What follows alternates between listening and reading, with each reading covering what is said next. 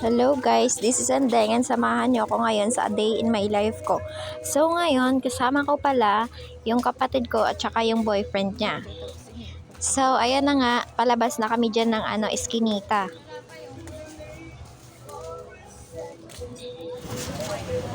So andito na kami sa labas ngayon, tsaka ang daming sasakyan, mabuti na lang walang traffic ngayon. Guys, mamalengke, gali kami subong. Silaw. So ayun, dito na kami malapit sa and hindi naman masyadong malayong palengke dito kaya nila. So ayan na nga, dito na kami sa marketplace. Tsaka may samgyeopsal na bagong bukas pala dito. For as 199 lang at saka unlimited na. So pag pumunta kayo dito, madaming ding mga stall dito na nagbebenta ng pagkain. Kaya pag gagala kayo dito, talagang mabubusog kayo. So ayan na nga, nakapasok na kami ng marketplace at saka makikita nyo madaming tao dito. Hindi namin alam kung anong nangyayari dito pero nilagpasan lang namin sila. Pala namin kasi may bigayan ng pera eh. So pupunta kami pala sa third floor.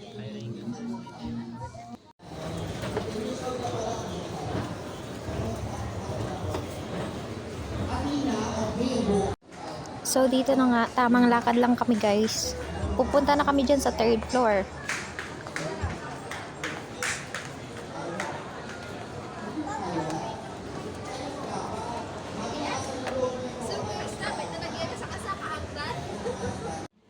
So andito pala kami sa playroom, dito kami dumaan.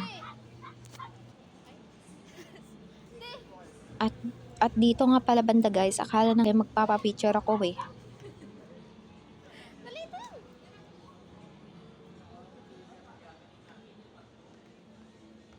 So guys, may lalaki ang pinamapapicture ako guys.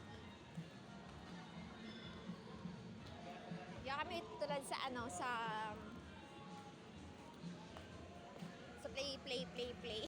So fast forward, dadagli kami sa palengke. By the way guys, hindi na gaya ko magtagalog sa Manila. So kaya din mamakalda kami kung dapli naman para sa panyapon. So budayan kasi na ma-decide kung ano yung dapli on naman. So amo dya, naglantaw-lantaw danay sila kung ano ya namin dapli on. So giya sa may isdaan, naglaro ang tamban kagalunggong 1/4 na 60 kag 65, so mahal. So fast forward, ang pusit lang gali yatin makal naman. So giya pa uli na kami guys sa gabi din, wala pa kami yatinintang, wala pa ya warugas. So giya lang dangat gali guys ang vlog ko kay kapoy mag voice over. Yan yung pagliptan, i-heart, i-share.